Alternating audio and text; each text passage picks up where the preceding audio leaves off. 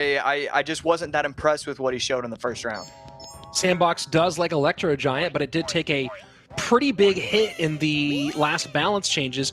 Is there any chance or any viable reason for him to go Electro Giant at some point in this matchup? I don't know. I think there's always going to be, because here's the thing, now that not everybody is going to be using Tesla, that's something that you can actually use. Is extremely good in this meta, as we've seen so far. If you're going against Gobble Cage, Mother Witch type decks, the Lightning is always going to get an insane amount of value. So there always is the opportunity to use E-Giant. Well, this EWIZ Mother Witch up top completely ruins the Inferno Dragon, and first small touch in for Furkan as the first minute passes.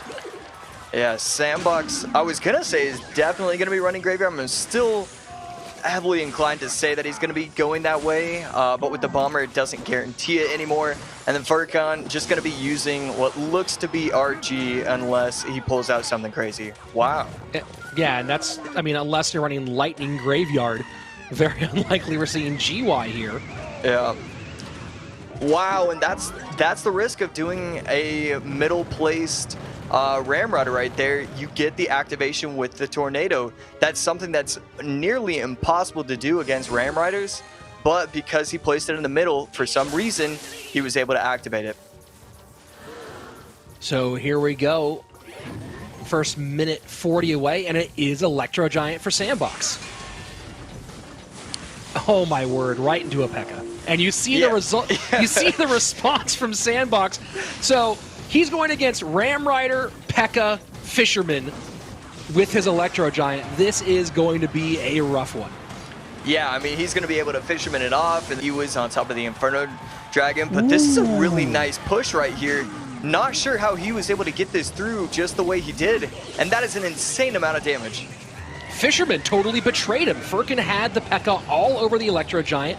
Fisherman pulls the E-Giant away, and SandBox says, well, if you're going to give me that opening, and a huge Lightning might have just changed the entire tenor of this match. Yeah, he no longer needs to place E-Giants down. He can cycle Ice Wizards and just try and get damage with the Drill. That's still going to be difficult because he is going against Dark Prince, so he might lean towards trying to go for Lightning cycles, especially if he can get Tower plus Fisherman plus something else. But yeah, this was going to be a game where we cast and say, like, how does he break through? But somehow, some way, he was able to get it. Drill with Electro Giant. SandBox all over the place here, and Furkan trying to fight his way back. Ram Rider does get a touch, a big touch here on the right-hand side. This has just been heavy blow for heavy blow, Josh. Yeah, and a slight mistake, putting the Bomber too high, but the Ice Wizard doing its job. Going in with the aggressive Drill, just needs to get the Lightning off, especially if the Dark Prince shield gets taken off. No, goes in with a NATO to bring it away. Wow. Absolute wow. One of the most interesting games we've seen today, and we have a lot to unpack here, Josh. It looked like Furkan had things locked down for him. And SandBox, it looks like he's kind of more well-adjusted at this point. And, I mean, he's playing well. It's going to be really difficult for Furkan to not only get Game 2, but also get Game 3. Well, how does he even make a deck prediction here? I mean, you think about the cards that were used. Drill, you weren't worried about in other decks. Electro Giant, out. Ice Wizard. There were a lot of stuff here that isn't really, and their easy King Tower activation there for Furkan. A lot of stuff that doesn't really mix with other decks. So it feels like it might be one of the more difficult analysis choices we've seen at all this weekend. Yeah, I mean, it's, you know, you flip a die and then whatever number, that's the, you know, that's the deck archetype that you predict your opponent's going to run. I mean, you have Royal Hogs available to you, but you also have, I mean, Hog, you have all these different things. You have Expo if he wants to. Like, he has everything available to him. Although it does appear that he is going with RG game number 2. And Bowler Loon freeze for Furkan in this one. Very interesting as the first minute 15 passes, and Furkan sets up with the Bowler and Electro Giant to the right-hand side. Yeah, with Bob and Furkan in this, we are going to be seeing a lot of Bowler Loon, and it's such an enjoyable deck to watch because it's one of those decks where you know for a fact they're going to lose, and then with 2.5 seconds left, they actually manage to come back. And then it's the other way. You can be up 2 towers and then eventually just get overwhelmed to like a golem push or something crazy. So I just love watching these battles. And there you see the nice thing for Furkan in this matchup. It's going to take more damage than he thought because Lumberjack doesn't quite shred through an RG the way it used to, but here you go, Hunter in on the Loon, the freeze, and that's going to be a massive, massive hit. Tower down, and that could be GG. Yeah, I am not a huge fan of that fireball. You see him just giving up already. I mean, that's what happens when you run these kind of Loon decks. You can just get all the damage in the world right away, but that was just not the fireball you're looking for. You have to Hunter fireball on the left side. You know, the Inferno Dragon, it's either going to take half of your tower, maybe full tower, but you cannot afford to use the fireball. Too easy for a Lumber Loon freeze, and it's game over just like that. You have to use Royal Hogs, and you can plan against them, but I need to see either meta or anti-meta, I mean, totally surrounding the Royal Hogs. And SandBox, after playing Electro Giant and Royal Giant, continues to look fairly heavy, opening with Cannon Cart into the Goblin Cage and Archers of Furkan. Furkan could be using the Hunter Graveyard deck that we saw him use in the earlier set.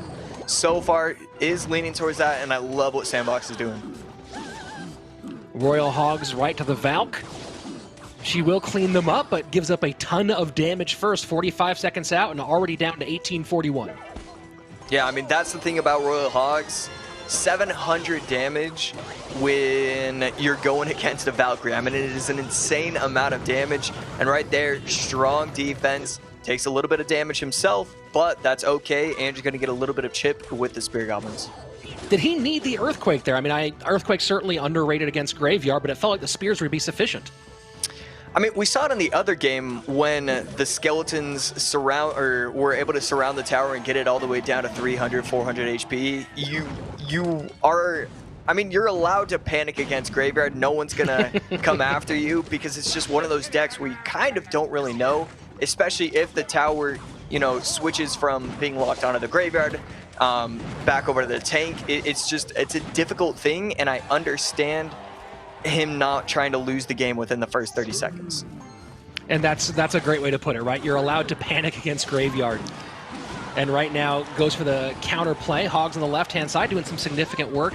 So despite that Graveyard push, did come out ahead on Elixir and currently still ahead on damage as SandBox as we move into double. Yeah, and double Elixir, triple Elixir, if he can set up offensive mortars, I mean, it's going to be so incredibly difficult because you have the mortar set up, you're able to cycle Earthquakes on top of the Archers plus, you know, the Goblin Cage or whatever. But then you can also get a ton of damage with Royal Hogs as well. And these defenses are just so easy. He's in such an optimal position right now as SandBox. Brawler nearly touches tower, but not quite. 1641 to 1745 as SandBox sets up Mortar on the left-hand side with the pressure on the right-hand side as well. Cannon Cart in response for Furkan. What does Furkan need to do to get back in and win this game? I mean, a lot of it has to do with not placing graveyards like that. I think that's a really inopportune time. It's going to be too easy for him to defend and get really aggressive right here. We do see the Valve, but the Earthquake plus Royal Hogs doesn't even use the Earthquake right there, but will still get the tower down to 1100. He cannot make any more of those errors with going to graveyards with no tank.